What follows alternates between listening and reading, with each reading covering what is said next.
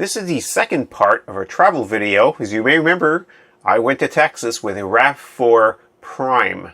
So more specifically, this was a 2021. It's about a year old at this point, and it was a 6,000 kilometer, 4,000 mile trip back and forth from Montreal, Canada, all the way to Houston, Texas, and back. So I've got a lot of questions about the, what's the mileage, how did it handle, and so forth. And apparently you wanted more, so here's the continuation of that, where I thought I'd give you a beautiful slideshow. A lot of people asked me about the pictures and what did I see, and I think I covered a lot of that in the previous video, but I thought I'd just readdress it and maybe talk more specifically really about the miles per gallon or the liters per 100 kilometers. So let's start off by saying, well, it's basically, let me see if I can pull this up. So right off the bat, one of the things that I did do during this trip is take a lot of pictures. These are a bit grainy, and actually you can't see it in back of me. So let me go ahead and move this slightly like this so you can see it. And so you'll notice is when I started, I was in Canada, so everything was in kilometers. So I am trying to give you sort of the both ranges in both standards.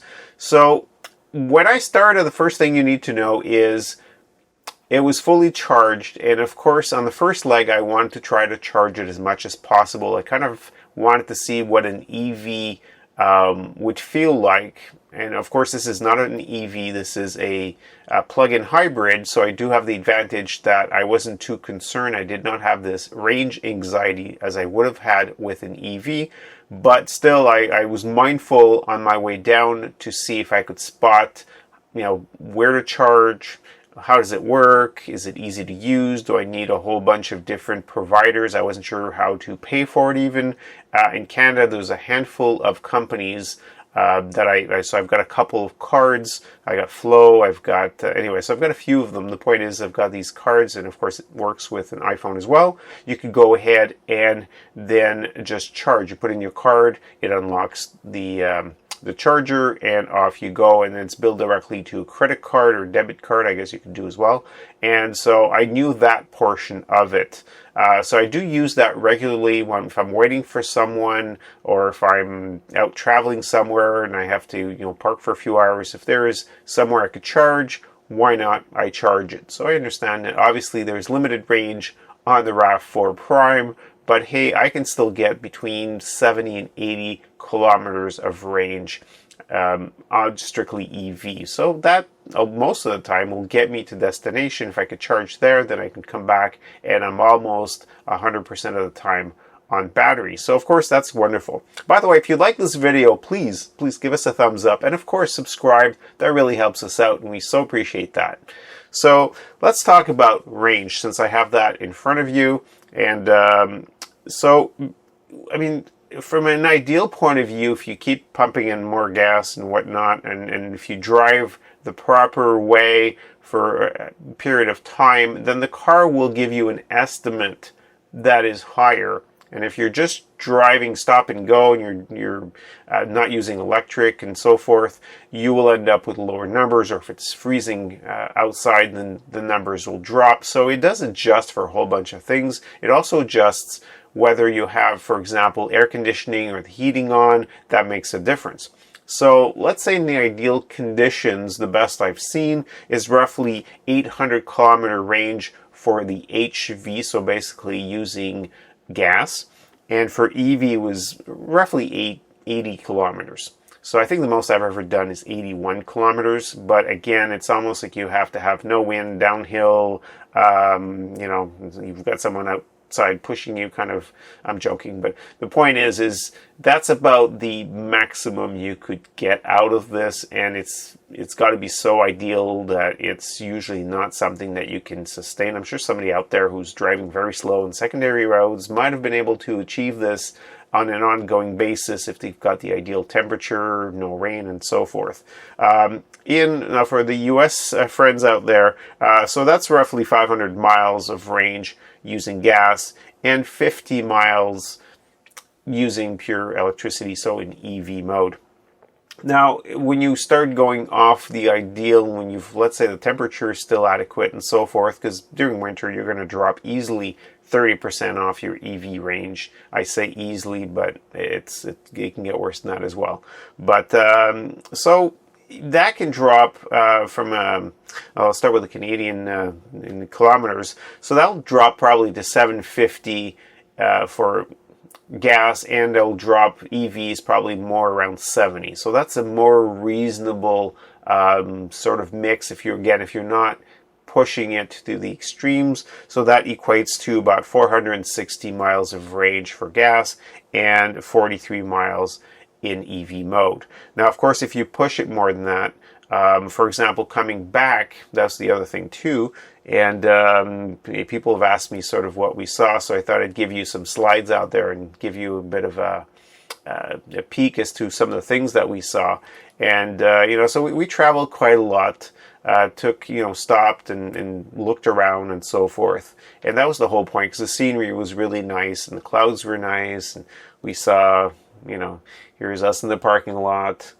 And I got to see, and again, as we went along, as you can see, the range, well, this is, you can see that it's not full of EV or electricity and gas, but you can see here the range is still, it still shows you roughly as well how many kilometers per kilowatt you do there. So I've kind of mixed it up in here. And let me show you really, as we drove, so I'd see things like, 3.4, it was all over the place. Again, it depends on how quickly you're going. For leaving, a big part of it was on secondary roads, and the secondary roads, I mean, you get to see, beautiful sceneries like this, and it makes it worthwhile. Of course, at some point you start realizing that you do need to get to destination at some point, and a lot of time's going by and you're not going very fast because you're stopping for food and you're enjoying the scenery a little too much. And so at that point, that's when you start sort of kicking it up a notch. But again, this is just to give you sort of an example, again, of some of the numbers. So this is in kilometers, and here we go in miles. And so, this will show you sort of the EV aspect of it. The other thing with this car, I thought I'd show you roughly around sort of the bits and trips here, where you could see what it's showing you. So as you can tell, my trips in this case were decent because there was EV included in here. So if you're starting off with a full battery and you're going to be driving, like I said, let's say 50 miles strictly on the battery, and you're doing 100 miles, well, you've just increased your miles per gallon tremendously. So keep that in mind. It does make it difficult because you can go back and forth. I mean, I guess, and most people probably just put it into drive and just leave.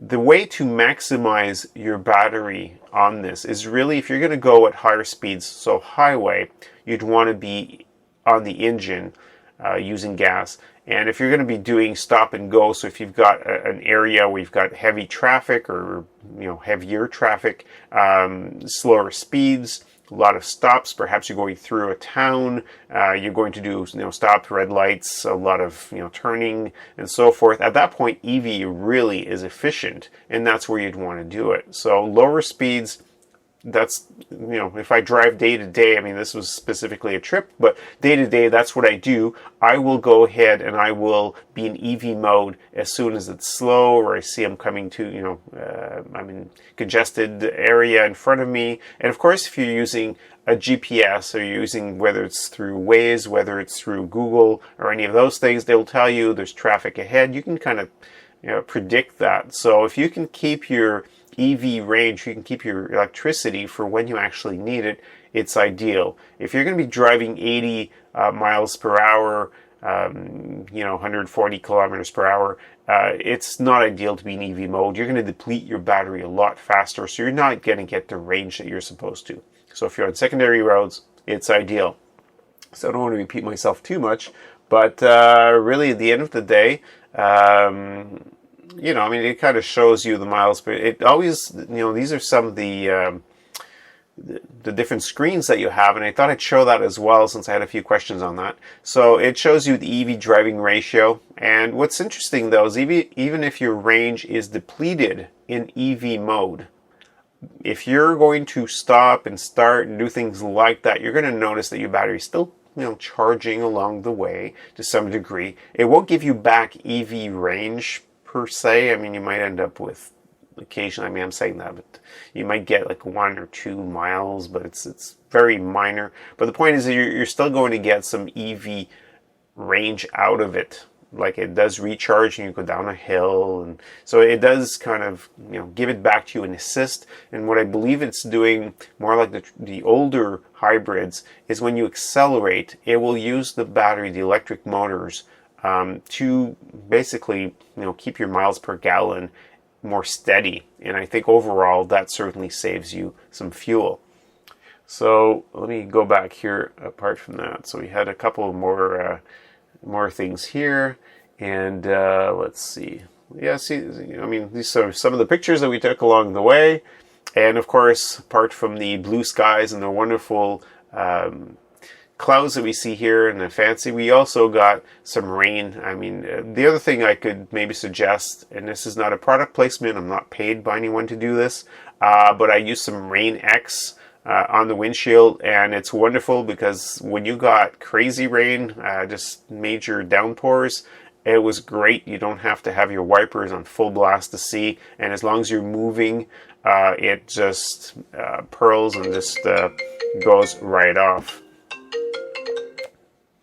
So apart from that, let me keep going. If you drive long enough, it will actually come back and tell you, would you like to take a break? So at that point, the car basically is telling you, hey, you've been driving for a while, and this is really a nice feature. It gets a little annoying if you're trying to drive, especially if you've got a GPS that also reminds you. Then you've got multiple little messages like that appear, but it's a nice touch. And again, as you're driving, like I said, the water repellent really worked well. And so you can see it was kind of all over the place for the EV ratio. Obviously, when the battery is completely full, we got very high ratio, and then as we drove and didn't charge, just kept fueling up, that's what you end up getting. So finally, we made it. I'm not sure why I've got that, but here's beautiful Louisiana. And I took a couple pictures. I thought this one was a little funny, so I thought I'd share it with you. So I did a panoramic picture, and the car, as you can spot in back of me, got cut off. Actually, it's not even a car. It looks like it's a minivan, so kind of funny. And yeah, there's a couple of wonderful sights out there to see. I wasn't there very long, but it was really hot and humid and enjoyable, and lots of food and so forth, so it was nice. And finally made it to Texas, and the large thing is, I mean, the car stayed very clean because of the rain. The seats were very comfortable. They are on the firm side, but for long trips, it was great. I mean, there was no complaints. The big thing was the cruise control, that if you set it, it does detect what's ahead of you, and if people are slowing down, and it slows down and so forth. Sometimes because you sort of creep up on someone, then it would slow down. If it does that enough, I guess it does tend to become a little noticeable. I think only once in the trip did it somehow detect the person that was in the other lane that was turning. So, but it was very rare. I know I had a couple of messages on some of my videos asking me if I'd seen problems with that. Apparently some of you have perhaps experienced where it reacts to things that are not immediately in front of you. I'd like to hear in the comments below, if you'd like, any experience that you had with this.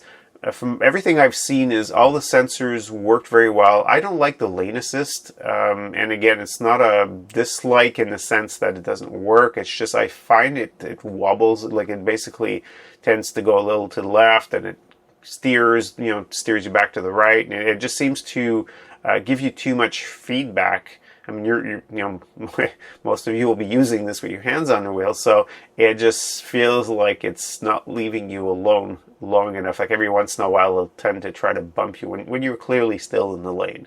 So it's doing its job. I understand, especially if you're getting tired and so forth. I could see how this might save your life. I don't think it's exactly there yet, but that's to be seen, I guess, with new versions. Again, in my other video, I mentioned the charging. The charging was a little bit annoying. Some of these did not work, so you'd go and plug in, didn't work, and there's one place I had to do 4 different ones just to find one that worked. That was just kind of crazy. I actually asked somebody to work there, and they kind of said, "Oh, try a different one." I'd already tried 2 at that point, and since I was doing a video, I thought, let's keep going. Let's see if they're all like this, because it's impossible that you have 2 or 3 broken ones. But literally, the 4th one worked, so that proved the previous 3 ones did not work. They were broken. Of course, then you know, if you're going to sit there and go into a mall, maybe enjoy some food, it makes sense. It is 2.5 hours to charge to get, you know, the 50, 60 miles out of this. So at the end of the day, it's let's say 50 or 60. It's more like 40 or 50. Apologize, but at the end of the day, it certainly makes it worthwhile, because it does bring your gas consumption down. It's better for the environment. I'm guessing also there's less wear and tear on the car, since it didn't have to use the combustion engine and, you know, have all those explosions going on in the pistons. But I could just imagine what's going to happen. I've ordered, as I've mentioned in another video, a BZ4X from Toyota. That's a pure EV.